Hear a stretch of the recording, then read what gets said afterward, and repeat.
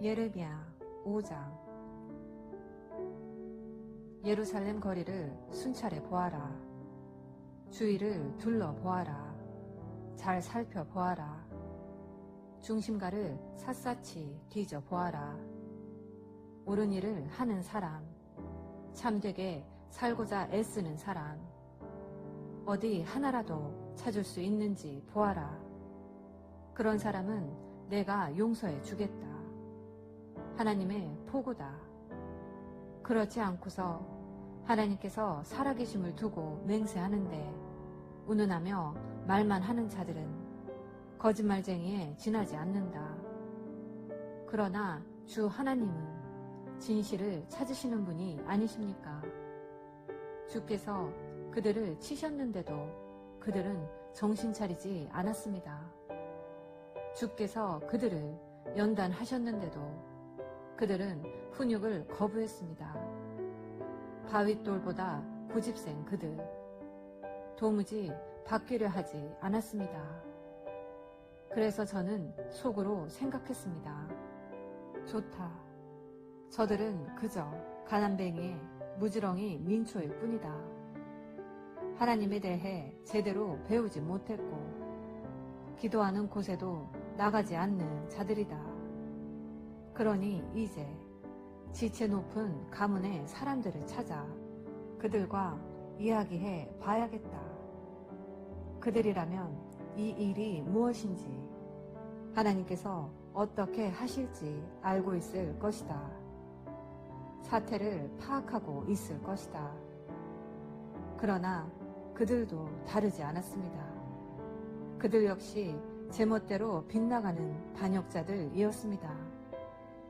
산속의 사자나 들의 늑대, 길가를 배회하는 표범처럼 침략자들이 곧 달려들어 우리를 죽일 태세입니다.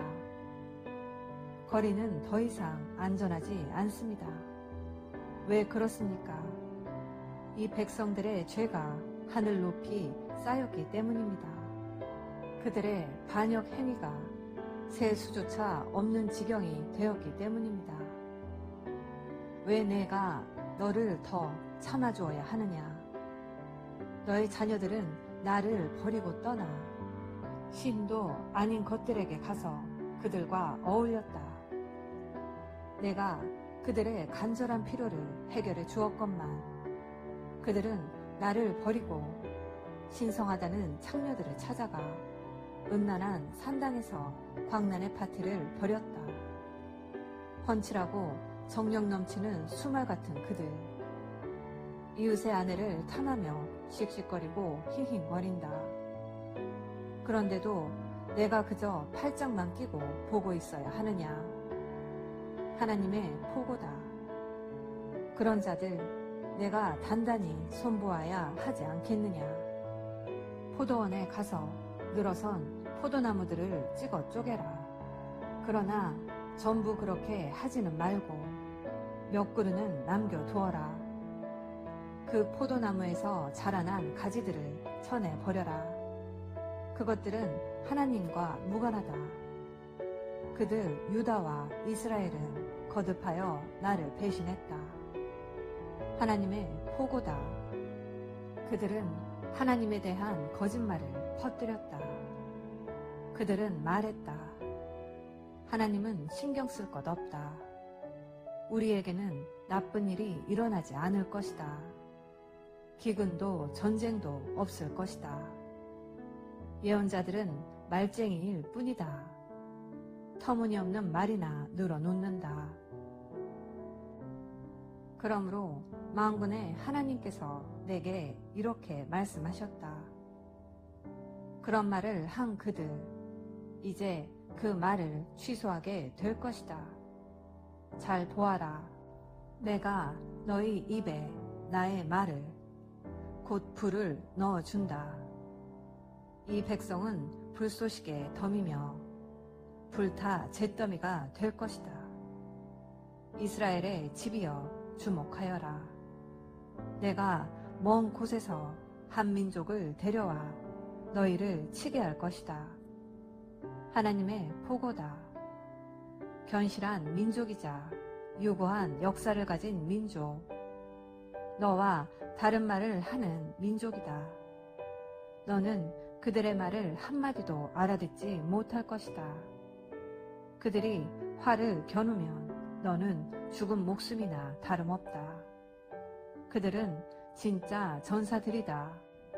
그들이 너를 집과 고향에서 몰아내고 너의 곡식과 자녀를 빼앗아 갈 것이다. 너의 양떼와 소떼를 다 먹어치우고 너의 포도나무와 무화과나무를 갉아 벗길 것이다. 너가 안전하다고 굳게 믿는 요새들이 그들의 한 방에 모두 초토화될 것이다. 하나님의 포고다. 비참하기 이를 데 없는 지경에 처하겠지만 그러나 완전히 망하지는 않을 것이다. 왜 우리 하나님께서 우리에게 이런 일을 행하십니까? 라고 사람들이 묻거든 이렇게 일러 주어라. 행한 그대로 당하는 것이다. 너희가 나를 떠나 너희 나라에서 이방신들을 섬겼으니 이제 너희가 그들 나라에서 이방인들을 섬겨야 한다. 야곱 집에 이렇게 전하여라. 잘 들어라. 유다에 이런 공문을 내걸어라. 눈이 있어도 보지 못하고 귀가 있어도 듣지 못하는 너희 아둔한 바보들아.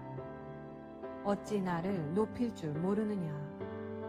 어찌 나를 경외할 줄 모른단 말이냐. 내가 해안선을 그어 대양을 나누었고 모래사장에 선을 그어 물이 넘어오지 못하게 했다. 물결이 넘실대나 범람하지 못하고 세찬 파도도 이내 부서지고 만다. 그런데 이 백성을 보아라.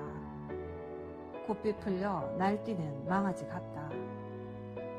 그들은 우리 하나님 봄과 가을에 비를 주시고 계절을 일정하게 순환시키시며 해마다 추수를 허락하시는 하나님, 우리를 위해 만사를 원활하게 하시는 그 하나님을 우리 삶으로 어떻게 높여드릴까 생각해 본 적 없다. 당연한 일이다. 너희의 악한 행실이 너희 눈을 가렸기 때문이다. 너희에게서 나의 축복이 먼 것은 너희 죄 때문이다. 사악한 자들, 사냥하는 파렴치한들이 내 백성 안에 들어와 있다.